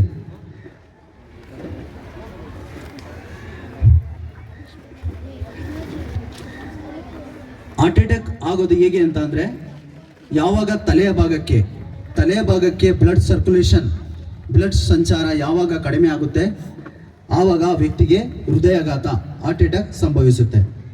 ಮತ್ತು ಸಿಂಪ್ಟಮ್ ಯಾವ ರೀತಿ ಗೊತ್ತಾಗುತ್ತೆ ಅಂದರೆ, ತುಂಬ ಹೆಚ್ಚಾಗಿ ಬೆವರ್ತಾ ಇರ್ತಾರೆ. ಮತ್ತು ಎರಡದ ಕಡೆ ಏನಾಗುತ್ತೆ, ಲೆಫ್ಟ್ ಸೈಡ್ ತುಂಬ ಪೇನ್ ಆಗುತ್ತೆ, ಬ್ಯಾಕ್ ಸೈಡ್. ಆ ವ್ಯಕ್ತಿಗೆ ಮಾತನಾಡೋಕೆ ಆಗ್ತಾ ಇರಲ್ಲ, ಕೂತ್ಕೋಬೇಕನ್ನಿಸುತ್ತೆ, ಓಡಾಡೋಕ್ಕಾಗಲ್ಲ, ಬೇರೆ ವ್ಯಕ್ತಿ ಜೊತೆ ನಾರ್ಮಲ್ ಆಗಿ ಮಾತಾಡೋಕ್ಕಾಗಲ್ಲ. ಇವೆಲ್ಲವನ್ನ ಗಮನಿಸಬೇಕು. ಅರ್ಥ ಆಯ್ತಾ? ಲೆಫ್ಟ್ ಸೈಡ್ ಫುಲ್ ಪೇನ್ ಬರುತ್ತೆ, ಆ ಪೇನನ್ನು ಅವ್ರು ಕಂಟ್ರೋಲ್ ಮಾಡ್ಕೊಳಕ್ಕಾಗಲ್ಲ, ಮತ್ತೆ ಬೆವರು ಬರ್ತಾ ಇರುತ್ತೆ, ಆ ವ್ಯಕ್ತಿ ಯಾರು ಕೂಡ ಮಾತಾಡಲ್ಲ. ಮತ್ತೆ ಏನಾಗ್ತದೆ, ಕೊಲೆಸ್ಟ್ರಾಲ್ ಇರುವಂತಹ ವಸ್ತುಗಳನ್ನು ಹೆಚ್ಚಾಗಿ ನಾವು ಯಾವುದೇ ಕಾರಣಕ್ಕೂ ಉಪಯೋಗಿಸೋಕ್ಕೆ ಹೋಗಬಾರ್ದು. ಅರ್ಥ ಆಯ್ತಾ? ಹೆಚ್ಚಾಗಿ ನಾವು ಹಸಿ ತರಕಾರಿಗಳು ಮತ್ತು ಹಣ್ಣು ಹಂಪಲಗಳನ್ನು ನಾವು ಸೇವನೆ ಮಾಡಬೇಕು. ಒಂದು ಆರೋಗ್ಯವಂತನ ಬ್ಲಡ್ ಹಾರ್ಟ್ 24 ಗಂಟೆಗೆ 1 ಲಕ್ಷ ಒಳ್ಳೆ ಗಾಳಿಯನ್ನು ಸೇವನೆ ಮಾಡಬೇಕು. ಸರಿನಾ? ನೆಕ್ಸ್ಟ್ ನೋಡಿ, ಈ ವ್ಯಕ್ತಿ ಏನಾಗಿದೆ, ಇದ್ದಕ್ಕಿದ್ದಂಗೆ ಈ ವ್ಯಕ್ತಿ ಏನಾಗಿದ್ದಾನೆ, ರಸ್ತೆಯಲ್ಲಿ ಬರ್ತಾ ಇರ್ತಾನೆ. ರಸ್ತೆಯಲ್ಲಿ ಬಂದಾಗ ಜ್ಞಾನ ತಪ್ಪಿ ಏನಾಗ್ತಾನೆ, ಆ ವ್ಯಕ್ತಿ ಕೆಳಗಡೆ ಬೀಳ್ತಾನೆ. ಆ ಸಂದರ್ಭದಲ್ಲಿ ನಾವು ಫಸ್ಟ್ ಏಡರ್ ಯಾವ ರೀತಿಯಲ್ಲಿ ಹೋಗಬೇಕು, ಇಲ್ಲಾಂದ್ರೆ ನೀವುಗಳು ಈಗ ಆಟ ಆಡ್ತಾ ಇರ್ತಾರೆ, ಯಾವುದಾದ್ರು ಒಂದು ಹುಡುಗ ಆಡ್ತಾ ಇರ್ತಾನೆ, ಇದ್ದಕ್ಕಿದ್ದಂಗೆ ಕೆಳಗಡೆ ಬೀಳ್ಬೋದು. ಇಲ್ಲ ಸ್ಕೂಲ್ ಹೋಗುವ ಸಂದರ್ಭದಲ್ಲಿ ಏನಾದ್ರು ತೊಂದರೆ ಆಗ್ಬೋದು, ಇಲ್ಲಾಂದ್ರೆ ಯಾವುದಾದ್ರು ವಯಸ್ಸಾದ ಒಬ್ಬ ಅಜ್ಜನಾದ್ರೂ ಬೀಳ್ಬೋದು, ಅಜ್ಜಿ ಬೀಳ್ಬೋದು. ಆ ಸಂದರ್ಭದಲ್ಲಿ ಮೊದಲಿಗೆ ನಾವು ಆ ವ್ಯಕ್ತಿಯ ಸಮೀಪ ಹೋಗಿ ಕೂತ್ಕೋಬೇಕು. ಸಮೀಪ ಹೋಗಿ ಕೂತ್ಕೊಂಡು ಭುಜದ ಭಾಗವನ್ನು ಜೋರಾಗಿ ತಟ್ಟಬೇಕು. ಆರ್ ಯು ಓಕೆ ಅಂತ ಕೇಳ್ತಾ ಇದ್ದಾರೆ. ನಾವು ಕನ್ನಡದಲ್ಲಿ ಏನಾಯ್ತು ನಿಮ್ಗೆ ಅಂತ ಹೇಳಿ ಭುಜದ ಭಾಗವನ್ನ ನಾವು ಪುಷ್ ಮಾಡಬೇಕು. ಈ ಮೇಲ್ಭಾಗವನ್ನ ನಾವೇನ್ ಮಾಡಬೇಕು, ಪ್ರೆಸ್ ಮಾಡಬೇಕು. ಆ ಪ್ರೆಸ್ ಮಾಡೋದ್ರಿಂದ ಏನಾಗುತ್ತೆ, ಪೇನ್ ಆಗುತ್ತೆ, ನೋವಾಗುತ್ತೆ. ಆ ವ್ಯಕ್ತಿ ಏನಾದ್ರೂ ಮೈಂಡ್ ಅಂದ್ರೆ ಪಲ್ಸ್ ಪ್ರೆಸೆಂಟ್ ಇದ್ರೆ ಆ ವ್ಯಕ್ತಿ ಏನಾಗ್ತಾನೆ, ನೋವಾಗ್ತಾ ಇದೆ ಅಂತ ಹೇಳ್ತಾರೆ, ರೆಸ್ಪಾನ್ಸ್ ಮಾಡ್ತಾರೆ. ಇಲ್ಲನ್ನ ಕೈನ ಯಾವುದಾದ್ರೂ ಬೆರಳನ್ನ ಅಲ್ಲಾಡಿಸ್ಬೋದು, ಕಾಲಿನ 2 ಬೆರಳು ಯಾವುದಾದ್ರೂ ಬೆರಳನ್ನ ಅಲ್ಲಾಡಿಸ್ಬೋದು, ಇಲ್ಲ ಕಣ್ಣನ್ನ ಓಪನ್ ಮಾಡ್ಬೋದು ಅಲ್ವಾ. ಆ ವ್ಯಕ್ತಿ ಏನಾದ್ರೂ ರೆಸ್ಪಾನ್ಸ್ ಇದ್ರೆ, ಆದ್ರೂ ಕೂಡ ವ್ಯಕ್ತಿ ಏನ್ ಮಾಡ್ತಾ ಇದ್ದಾರೆ, ಯಾವುದೇ ರೀತಿ ರೆಸ್ಪಾನ್ಸ್ ಮಾಡ್ತಾ ಇಲ್ಲ. ನಂತರ ನಾವೇನ್ ಮಾಡ್ಬೇಕಾಗುತ್ತೆ, ಚೆಕ್ EMS ಅಂದ್ರೆ ಎಮರ್ಜೆನ್ಸಿ ಮೆಡಿಕಲ್ ಸರ್ವಿಸ್ಗೆ ಇಮಿಡಿಯೇಟ್ ಆಗಿ ನಾವು ಕಾಲ್ ಮಾಡಬೇಕು. ಎಮರ್ಜೆನ್ಸಿ ಮೆಡಿಕಲ್ ಸರ್ವಿಸ್ ನಂಬರ್ ಗೊತ್ತಿದೆಯಾ? 108 ಮತ್ತೆ 112 102 ಇಂಥ ಎಮರ್ಜೆನ್ಸಿ ನಂಬರ್ಗಳಿಗೆ ಏನು ಮಾಡ್ಬೇಕು, ನಾವು ಕಾಲ್ ಮಾಡಬೇಕು. ಸ್ಕೂಲ್ ನೋಡಿ, ಇಲ್ಲಿ ಒಂದು ಸ್ಕೂಲ್ ಸಮೀಪ ಇರುವಂತಹ ಕಾಂಪೌಂಡ್ನಲ್ಲಿ ಒಬ್ಬ ವ್ಯಕ್ತಿ ಏನಾಗಿದ್ದಾನೆ, ಜ್ಞಾನ ತಪ್ಪಿ ಬಿದ್ದೋಗಿದ್ದಾನೆ. ಆ ವ್ಯಕ್ತಿಗೆ ಹೆಲ್ಪನ್ನ ನಾವು ಮಾಡ್ತಾ ಇದ್ದೀವಿ. ನೀವು ಇದೇ ಭಾಗ ಅಂದರೆ ಏನಾದರೂ ಗಂಟಲಿನಲ್ಲಿ ಏನಾದರೂ ಆ ವ್ಯಕ್ತಿ ನುಂಗಿರ್ಬೋದಾ, ಇಲ್ಲಾಂದ್ರೆ ಯಾವುದಾದ್ರೂ ವಸ್ತು ಒಳಗಡೆ ಇರ್ಬೋದಾ, ಇಲ್ಲಾಂದ್ರೆ ನಾಲಿಗೆ ಏನಾಗುತ್ತೆ, ಕೆಲವೊಂದ್ಸರಿ ಬಿಡಿಸು ಬರುತ್ತೆ ಒಬ್ಬೊಬ್ಬರಿಗೆ, ಗೊತ್ತಾ? ಆ ಬಂದು ಒಂದು ಸಂದರ್ಭದಲ್ಲಿ ಏನಾಗುತ್ತೆ ಅಂತ ಅಂದ್ರೆ ನಾಲಿಗೆ ಏನಾಗುತ್ತೆ, ಫೋಲ್ಡ್ ಆಗುತ್ತೆ. ಅದೇನಾದ್ರೂ ನಾಲಿಗೆ ಮತ್ತೆ ಏನಾದ್ರೂ ಫೋಲ್ಡ್ ಆದ್ರೆ ಉಸಿರಾಡುವ ಕ್ರಿಯೆ ಅವರಿಗೆ ಕಷ್ಟ ಆಗುತ್ತೆ, ಏರ್ವೇ ಬ್ಲಾಕ್ ಆಗುತ್ತೆ. ಆದ್ರೂ ಅವ್ರಿಗೂ ಕೂಡ ಹಾರ್ಟ್ ಅಟ್ಯಾಕ್ ಆಗುವಂತಹ ಚಾನ್ಸಸ್ ಇರುತ್ತೆ. ಹಾಗಾಗಿ ಏನ್ ಮಾಡಬೇಕು, ತಲೆಯ ಭಾಗಕ್ಕೆ ಹೋಗಿ ಬಾಯಿನಲ್ಲಿ ಏನಾದ್ರೂ ನುಂಗಿದ್ರೆ ಆ ವಸ್ತುವನ್ನ ಹೊರಗಡೆ ತೆಗಿಬೇಕು, ಏರ್ವೇ ಕ್ಲಿಯರ್ ಮಾಡಬೇಕು. ನೆಕ್ಸ್ಟ್ LLF ಮೆಥಡ್ ಅಂತ ಹೇಳ್ತೀವಿ, ಲುಕ್, ಲಿಸನ್, ಫೀಲ್. ಅಂದ್ರೆ ಕಿವಿಯಿಂದ ನಮ್ಮ ತ್ವಚೆ, ಕೆನ್ನೆಯನ್ನು ನಾವು ಟಚ್ ಮಾಡಬೇಕು. ಅವ್ರು ಏನಾದರೂ ಉಸಿರಾಡ್ತಾ ಇದ್ರೆ ನಮಗೆ ಏನ ಬರುತ್ತೆ, ಮೂಗಿಂದ ಬಿಸಿ ಗಾಳಿ ಬರುತ್ತೆ. ಮತ್ತು ಹೊಟ್ಟೆಯ ಭಾಗವನ್ನು ನಾವು ಅಬ್ಸರ್ವ್ ಮಾಡಬೇಕು. ಹೊಟ್ಟೆಯ ಭಾಗವನ್ನು ಅಬ್ಸರ್ವ್ ಮಾಡಿದ್ರೆ ಏನಾಗುತ್ತೆ, ಉಸಿರಾಡ್ತಾ ಇದ್ರೆ ಏನಾಗುತ್ತೆ, ಹೊಟ್ಟೆಯ ಭಾಗ ಮೇಲಕ್ಕೆ ಬರುತ್ತೆ, ಮೇಲೆ ಮತ್ತು ಕೆಳಗೆ ಬರುತ್ತೆ. ಆದರೂ ಕೂಡ ಯಾವುದೇ ರೀತಿ ರೆಸ್ಪಾನ್ಸ್ ಮಾಡ್ತಾ ಇಲ್ಲ. ನಂತರ ನಾವೇನು ಮಾಡಬೇಕು, ಅವ್ರಿಗೆ CPR ಕೊಡಬೇಕು. CPR ಕೊಡುವ ವಿಧಾನಕ್ಕಿಂತ ಮುಂಚೆ ಅವರ ಹಾರ್ಟ್ ಲೊಕೇಶನ್ನು ಎಲ್ಲಿದೆ ಅನ್ನೋದು ನಾವು ಫೈಂಡ್ ಔಟ್ ಮಾಡ್ಕೋಬೇಕು. ಅರ್ಥ ಆಯ್ತಾ? ಹಾರ್ಟ್ ಪೊಸಿಷನ್ ಎಲ್ಲಿದೆ ಅನ್ನೋದ್ರಿಗೆ ಬಾಡಿಯಲ್ಲಿ ಇದು ಟ್ರ್ಯಾಕಿಯಾ, ನೆಕ್ಸ್ಟು ಇಲ್ಲಿ ಬರೋವಂಥದ್ದು ಸ್ಟರ್ನಮ್, ನೆಕ್ಸ್ಟ್ ಸ್ಟರ್ನಮ್ ಲಾಸ್ಟ್ ಮೂಳೆ ಇದೆಯಲ್ಲ ಅದು ಜೋಪರ್ಡ್ ಪ್ರೊಸೆಸ್ ಅಂತ ಹೇಳ್ತೀವಿ. ಜೋಪರ್ಡ್ ಪ್ರೊಸೆಸ್ ಅಂತ ಹೇಳ್ತೀವಿ. ಅಲ್ಲಿ ಕಾಣಿಸ್ತಾ ಇದೆ ನೋಡಿ, ಅವ್ರು ತೋರಿಸ್ತಾ ಇದ್ದಾರೆ. ಜೋಪರ್ಡ್ ಪ್ರೊಸೆಸ್ ಅಂತ ಹೇಳ್ತೀವಿ. ಅದನ್ನು ಮೊದಲು ನಾವು ಐಡೆಂಟಿಫೈ ಮಾಡ್ಕೋಬೇಕು. ಐಡೆಂಟಿಫೈ ಮಾಡಿ ನೆಕ್ಸ್ಟ್ ನಾವು ಏನು ಮಾಡಬೇಕು, ಐಡೆಂಟಿಫೈ ಮಾಡಿದ ನಂತರ 2 ಫಿಂಗರ್ನ ನಾವೇನು ಮಾಡಬೇಕು, 2 ಫಿಂಗರ್ನ ಅದರ ಪಕ್ಕ ಇಡಬೇಕು. 2 ಫಿಂಗರ್ನ ಅದರ ಪಕ್ಕ ಇಟ್ಟು ನಮ್ಮ ಮಾಸ್ಟರ್ ಹ್ಯಾಂಡ್ ಯಾವುದು, ರೈಟ್ ಯೂಸ್ ಮಾಡಿದ್ರೆ ರೈಟ್, ಲೆಫ್ಟ್ ಯೂಸ್ ಮಾಡಿದ್ರೆ ಲೆಫ್ಟ್, ಅದನ್ನು ನಾವು ಎದೆಯ ಭಾಗದ ಮೇಲೆ ಏನು ಮಾಡಬೇಕು, ಇಡಬೇಕು. ಎದೆಯ ಭಾಗದ ಮೇಲೆ ಇಟ್ಟ ನಂತರ ಇವರ ಬಾಡಿ, ಯಾರು CPR ಕೊಡ್ತಾರೆ ಅವರ ಬಾಡಿ ಫುಲ್ ವೆಯ್ಟ್ ಏನಿರಬೇಕು, ಅವರ ಚೆಸ್ಟ್ ಮೇಲೆ ಇರಬೇಕು. ಅವರು ಪುಷ್ ಮಾಡುವಂತಹ ವಿಧಾನದಲ್ಲಿ ಸುಮಾರು 4 ರಿಂದ 5 ಸೆಂಟಿಮೀಟರ್ ಏನಾಗಬೇಕು, ಡೀಪ್ ಆಗಬೇಕು. ಅವ್ರು ಪುಷ್ ಮಾಡ್ತಾರಲ್ಲ ಹಿಂಗೆ, ಅದೇನಾಗಬೇಕು, 4 ರಿಂದ 5 ಸೆಂಟಿಮೀಟರ್ ಡೀಪ್ ಆಗಬೇಕು. ನೋಡಿ, ಪೂರ್ತಿ ಇವರ ವಜನ ಏನಿದೆ ಅವರ ಎದೆ ಮೇಲಿದೆ. ನೆಕ್ಸ್ಟ್ ನಾವೇನು ಮಾಡಬೇಕು, 30 ಬಾರಿ ಏನು ಮಾಡಬೇಕು, ಪುಷ್ ಮಾಡಬೇಕು. 30 ಬಾರಿ ಪುಷ್ ಮಾಡಬೇಕು. ಬರೋ ಸರ್, 1 2 3 4 5 6 7 8 9 10 11 12 13 14 15 29 1 ಅಂದರೆ 30 ಹೇಳ್ಬಾರ್ದು, 29 1 ಅಂತ ಹೇಳ್ಬೇಕು. 29 1 ಅಂತಂದ್ರೆ 1 ಸೈಕಲ್ ಆಗಿದೆ ಅಂತ ಅರ್ಥ, 1 ಸರಿ ನಾನು ಮಾಡಿದ್ದೀನಿ ಅಂತ. ನೆಕ್ಸ್ಟ್ ಏನು ಮಾಡಬೇಕು, ಆ ವ್ಯಕ್ತಿಯ ತಲೆ ಭಾಗವನ್ನ ಮೇಲೆ ಎತ್ತಬೇಕು. ತಲೆ ಭಾಗವನ್ನ ಮೇಲೆ ಎತ್ತು 2 ಸರಿ ಉಸಿರು ಕೊಡಬೇಕು. ಈ ರೀತಿ ಆ ವ್ಯಕ್ತಿಗೆ ಏನು ಮಾಡಬೇಕು, 2 ಸರಿ ಕೃತಕ ಉಸಿರಾಟ ಕೊಡಬೇಕು. ನೆಕ್ಸ್ಟ್ ನಾವೇನು ಮಾಡಬೇಕು, ಮತ್ತೆ ಪಲ್ಸ್ನ ಚೆಕ್ ಮಾಡಬೇಕು. ಆ ವ್ಯಕ್ತಿಯ ಪಲ್ಸ್ನ ಚೆಕ್ ಮಾಡಬೇಕು. ಪಲ್ಸ್ ಏನಾದರೂ ಆಬ್ಸೆಂಟ್ ಇದ್ರೆ ಮತ್ತೆ ನಾವು CPR ಪ್ರಕ್ರಿಯೆನ ಮುಂದುವರಿಸಬೇಕು. ಅರ್ಥ ಆಯ್ತಾ? ಇದು ಅರ್ಥ ಆಯ್ತಾ? CPR ಕೊಡಬೇಕಾದ್ರೆ ಏನು ಮಾಡಬೇಕು, ಆ ಮೂಗನ್ನ ಯಾವ ವ್ಯಕ್ತಿಗೆ ಮಲಗಿರ್ತಾರೆ, ಯಾವ ವ್ಯಕ್ತಿಗೆ ನಾವು CPR ಕೊಡ್ತಾ ಇದ್ವಿ, ಆ ವ್ಯಕ್ತಿಯ ಮೂಗನ್ನು ಮೊದಲು ನಾವು ಗಟ್ಟಿಯಾಗಿ ಹಿಡ್ಕೋಬೇಕು. ಗಟ್ಟಿಯಾಗಿ ಹಿಡ್ಕೊಂಡು ಏನು ಮಾಡ್ಬೇಕು, ನಾವು ಬಾಯಿಯ ಮುಖಾಂತರ ನಾವು ಉಸಿರಾಟನ ಕೊಡಬೇಕು. ಯಾವುದೇ ಕಾರಣಕ್ಕೂ ಮೂಗನ್ನ ಓಪನ್ ಮಾಡಬಾರ್ದು. ಮೂಗು ಓಪನ್ ಮತ್ತೆ 2 ಸರಿ ಕೃತಕ ಉಸಿರಾಟ ಕೊಡಬೇಕು. ಅರ್ಥ ಆಯ್ತಾ? 1 ಕೈ ಅಂದರೆ 1 ವರ್ಷದಿಂದ 8 ವರ್ಷದ ಮಕ್ಕಳಿಗೆ 1 ಕೈಯನ್ನು ಮಾತ್ರ ಯೂಸ್ ಮಾಡಬೇಕು. 2 ಸರಿ ಕೃತಕ ಉಸಿರಾಟ. ಮತ್ತೆ ಪಲ್ಸ್ ಚೆಕ್ ಮಾಡಬೇಕು. ಪಲ್ಸ್ ಆಬ್ಸೆಂಟ್ ಇದ್ರೆ ಮತ್ತೆ ನಾವು CPR ಪ್ರಕ್ರಿಯೆನ ಮುಂದುವರಿಸಬೇಕು. ಅರ್ಥ ಆಯ್ತಾ? ಕೈ ಹತ್ರ ನಾವು ಏನು ಮಾಡಬೇಕು, ಆ ಮಗುವನ್ನು ಇಸ್ಕೋಬೇಕು. ನೆಕ್ಸ್ಟ್ ಕೈ ಮತ್ತೆ ಕಾಲಿನ ಭಾಗವನ್ನು ಟಚ್ ಮಾಡಿ ಕೇಳಬೇಕು. ಏನಾದ್ರು ಹರ್ಕತ್ ಅಂದರೆ ಅಲರ್ಟ್ ಇದೆಯಾ, ಇಲ್ಲ ಆಕ್ಷನ್ ಮಾಡ್ತಾ ಇದೆಯಾ, ಮಗು ಏನಾದ್ರು ಮಾಡ್ತಾ ಇದೆಯಾ, ಹರ್ಕತ್ ಮಾಡ್ತಾ ಇದೆಯಾ ಅಂತ ನೋಡಬೇಕು. ನೆಕ್ಸ್ಟ್ ನಾವೇನು ಮಾಡಬೇಕು, ಮಗುವಿನ ಬ್ರಾಕಿಯಲ್ ಪಲ್ಸ್ ಅಂತ ಹೇಳ್ತೀವಿ. ದೊಡ್ಡವ್ರಿಗಾದ್ರೆ ಕೊರೆಟೆಡ್ ಪಲ್ಸ್ ಚೆಕ್ ಮಾಡ್ತೀವಲ್ವಾ, ಚಿಕ್ಕ ಮಕ್ಕಳಿಗಾದ್ರೆ ಏನು ಮಾಡಬೇಕು, ಬ್ರಾಕಿಯಲ್ ಪಲ್ಸ್ ಅಂತ ನಾವು ಈ ಕೈಯಿನ ಭಾಗದಲ್ಲಿ ಏನು ಮಾಡಬೇಕು, ಟಚ್ ಮಾಡಬೇಕು. ಅದೇನಾದರೂ ಆಬ್ಸೆಂಟ್ ಏನಾದರೂ ಇದ್ದರೆ ಮತ್ತೆ ನಾವು ಮಗುವಿನ ಹಾರ್ಟ್ ಲೊಕೇಶನ್ನ ಫೈಂಡ್ ಮಾಡ್ಕೋಬೇಕು. ಮಗುವಿನ ಹಾರ್ಟ್ ಲೊಕೇಶನ್ ಫೈಂಡ್ ಮಾಡೋದು ಹೇಗೆ ಅಂತಂದರೆ, ಮಗುವಿನ 2 ನಿಪ್ಪಲ್ಲಿನ ಮಧ್ಯಭಾಗವನ್ನು ನಾವು ಅದಕ್ಕೆ ಹಾರ್ಟ್ ಪೊಸಿಷನ್ ಅಂತ ನಾವು ಹೇಳ್ತೀವಿ. ನೋಡಿ, ಮಗುವಿನ ನಿಪ್ಪಲಿನ 2 ಮಧ್ಯಭಾಗ, ಈ ಮಧ್ಯಭಾಗವನ್ನು ಹಾರ್ಟ್ ಲೊಕೇಶನ್ ಅಂತ ಮಗುವಿಗೆ ಐಡೆಂಟಿಫೈ ಮಾಡ್ತಾರೆ. ನೆಕ್ಸ್ಟ್ ನಾವೇನು ಮಾಡಬೇಕು, 1 ಕೈ ಆಗಲಿ 2 ಕೈಯಲ್ಲಿ CPR ಕ್ರಿಯೆಗೆ ನಾವು ಮಾಡೋಕ್ಕೋಗ್ಬಾರ್ದು. ಕೇವಲ ಏನು ಮಾಡಬೇಕು, 2 ಬೆರಳಿನಿಂದ, ಎಷ್ಟು ಬೆರಳು, 2 ಬೆರಳಿನಿಂದ ನಾವು ಉಪಯೋಗಿಸ್ಬೇಕು. ಆ ಬೆರಳು ಇವೆರಡೇ ಆಗಿರಬೇಕು, ಇದಾಗಬಾರ್ದು. ಇದಾದರೆ ನಮ್ಮ ನೋಡಿ ಲೆವೆಲ್ ಸಿಗಲ್ಲ. ಸಿಗ್ತಾ ಇದೆಯಾ? ಸಿಗಲ್ಲ. ಇನ್ ಕೇಸ್ ಈ ಬೆರಳೇನಾದರೂ ನಾವು ಕ್ಲೋಸ್ ಮಾಡಿದ್ರೆ ಸ್ವಲ್ಪ ಅದು ಏನಾಗುತ್ತೆ, ಈಕ್ವಾಲಿಟಿ ಸಿಗುತ್ತೆ ಅಲ್ವಾ. ಹಾಗಾಗಿ ನಾವು ಏನು ಮಾಡಬೇಕು, ಮಗುವಿಗೆ ನಾವು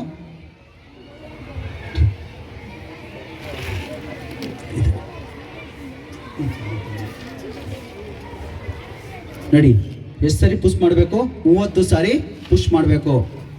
30 ಸಾರಿ ಪುಷ್ ಮಾಡಬೇಕು. 29 1 ಅಂತ ಹೇಳಬೇಕು. ಅಂದರೆ 29 ಆದ ಮೇಲೆ 29 ಆದ ಮೇಲೆ 1 ಅಂತ ಹೇಳಬೇಕು. ಅಂದರೆ ಸೈಕಲ್ ಅದು. ಇದೇ ಪ್ರಕ್ರಿಯೆ ಎಷ್ಟಿರಬೇಕು ಅಂದರೆ ನಾವು ಕೊಡುವಂಥ ಸ್ಪೀಡು ನೋಡಿ. ಈಗ ನಾವು ಒಂದು ಮೋಟ್ರ್ ಸೈಕಲಲ್ಲಿ ಹೋಗ್ಬೇಕಾದ್ರೆ 100 ಸ್ಪೀಡಲ್ಲಿ ಹೋಗ್ತೀವಲ್ವಾ, 100 ಸ್ಪೀಡಲ್ಲಿ ಹೋಗ್ಬೇಕಾದ್ರೆ ಎಷ್ಟು ಫೋರ್ಸಾಗಿ ನಮಗೆ ಗಾಳಿ ಬರುತ್ತೆ. ಮೋಟ್ರ್ ಸೈಕಲಲ್ಲಿ ಹೋಗ್ಬೇಕಾದ್ರೆ 120 ಸ್ಪೀಡಲ್ಲಿ ಹೋದರೆ ಎಷ್ಟು ಫೋರ್ಸಾಗಿ ನಮಗೆ ಗಾಳಿ ಬರುತ್ತೆ. ಅದೇ ಫೋರ್ಸಲ್ಲಿ ನಾವು ಇವ್ರಿಗೆ ಏನು ಮಾಡಬೇಕು, CPR ಕೊಡಬೇಕು, ಪುಷ್ ಮಾಡಬೇಕು ಅಷ್ಟು ಫಾಸ್ಟಾಗಿ. 1 ನಿಮಿಷದಲ್ಲಿ 3ರಿಂದ 4 ಸೈಕಲ್ ಕಂಪ್ಲೀಟ್ ಆಗಬೇಕು. ಅಂದರೆ 29-1, 29-2, 29-3 ಅಂತ ಸೈಕಲ್ ಅದೇನಾಗಬೇಕು 1 ನಿಮಿಷ. ಬಟ್ ಚಿಕ್ಕ ಮಕ್ಳಿಗಾದ್ರೆ ಈ ರೀತಿ 2 ಸರಿ ನಾವು ಕೊಡಬೇಕು. ಜೋರಾಗಿ ನಾವು ಉಸಿರಾಟವನ್ನು ಕೊಡಬಾರ್ದು. ಅರ್ಥ ಆಯ್ತಾ ನಿಮಗೆಲ್ಲ? ಅರ್ಥ ಆಯ್ತಾ ನಿಮಗೆ? ಪ್ರಾಟ್ಸ್ ಅಂತ ನಾವು ಹೇಳ್ತೀವಿ. ಗಂಟಲಿನಲ್ಲಿ ನೋಡಿ ಈ ವ್ಯಕ್ತಿಗೆ ಏನಾಗಿದೆ, ದಿಕ್ಕಾದು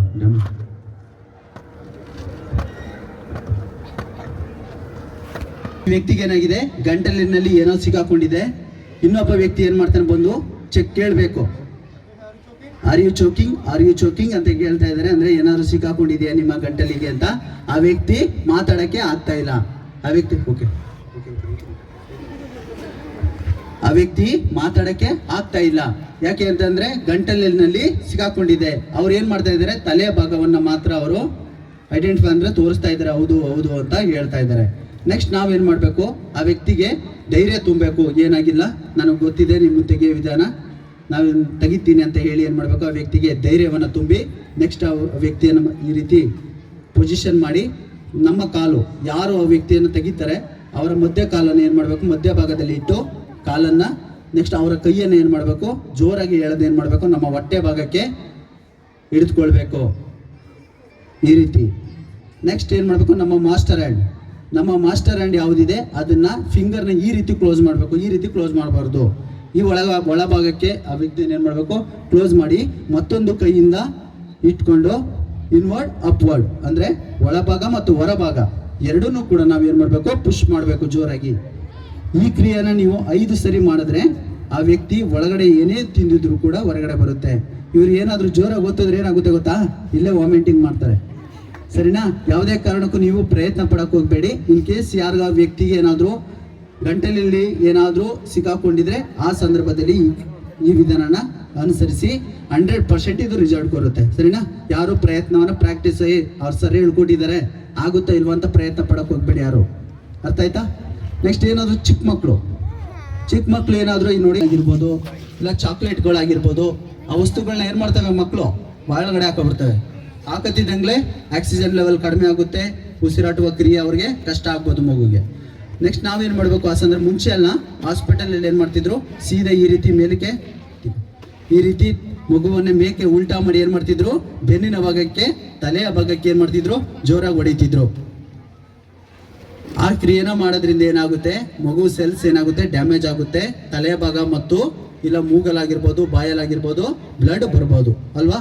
ಅದಕ್ಕೆ ಆ ಕ್ರಿಯೆನ ಯಾವುದೇ ಕಾರಣಕ್ಕೂ ಮಾಡಕ್ಕೆ ಹೋಗ್ಬಾರ್ದು. ಮೊದಲು ಏನು ಮಾಡಬೇಕು, ಆ ಮಗುವಿನ ಬಾಯಿ ಮತ್ತು ಮೂಗನ್ನು ಏನು ಮಾಡಬೇಕು, ವಿ ಶೇಪಲ್ಲಿ ಕೈಯನ್ನು ಈ ರೀತಿ ಏರ್ವೆಯನ್ನು ಓಪನ್ ಮಾಡ್ಕೋಬೇಕು. ಮೂಗು ಮತ್ತು ಬಾಯಿಯನ್ನು ಏರ್ವೆನ ಓಪನ್ ಮಾಡಿ ನೆಕ್ಸ್ಟು ನಿಮ್ಮ ಮನೆಯಲ್ಲಿರುವಂತಹ ಟೇಬಲ್ ಆಗಿರ್ಬೋದು, ಚೇರ್ ಆಗಿರ್ಬೋದು, ಯಾವುದಾದ್ರೂ ಎತ್ತರವಾದ ಜಾಗ ಇರ್ಬೋದು, ಆ ಜಾಗದ ಮೇಲೆ ಕುತ್ಕೊಂಡು 45 ಡಿಗ್ರಿಯಲ್ಲಿ ಆ್ಯಂಗಲಲ್ಲಿ 45 ಆ್ಯಂಗಲಲ್ಲಿ ಆ ಮಗುವನ್ನು ಮಲಗಿಸಿ ಏನು ಮಾಡಬೇಕು, ಬೆನ್ನಿನ ಭಾಗದ ಮೇಲೆ ಏನು ಮಾಡಬೇಕು, ಜೋರಾಗಿ ಪುಷ್ ಮಾಡಬೇಕು ಈ ರೀತಿ ನೋಡಿ. ಈ ರೀತಿ 5 ಸರಿ ಪುಷ್ ಮಾಡಿದ್ರೆ ಆ ಮಗು ಏನೇ ತಿಂದಿದ್ರು ಕೂಡ ಹೊರಗಡೆ ಬರುತ್ತೆ. ನೆಕ್ಸ್ಟ್ ಗಮನಿಸ್ಬೇಕು, ಆ ಮಗು ವಾಮಿಟಿಂಗ್ ಮಾಡಿರುತ್ತೆ. ಮಗು ವಾಮಿಟಿಂಗ್ ಮಾಡಿದಾಗ ತಿಂದಿರುವಂತಹ ವಸ್ತು ಹೊರಗಡೆ ಬಂದಿದೆಯಾ ಇಲ್ವೋ ಅಂತ ನೋಡಿ ಚೆಕ್ ಮಾಡಬೇಕು. ಹೊರಗಡೆ ಬಂದಿದ್ರೆ ಮಗುವನ್ನು ಮತ್ತೆ ನಾವು ಮಲಗಿಸ್ಬೇಕು. ಅರ್ಥ ಆಯ್ತಾ?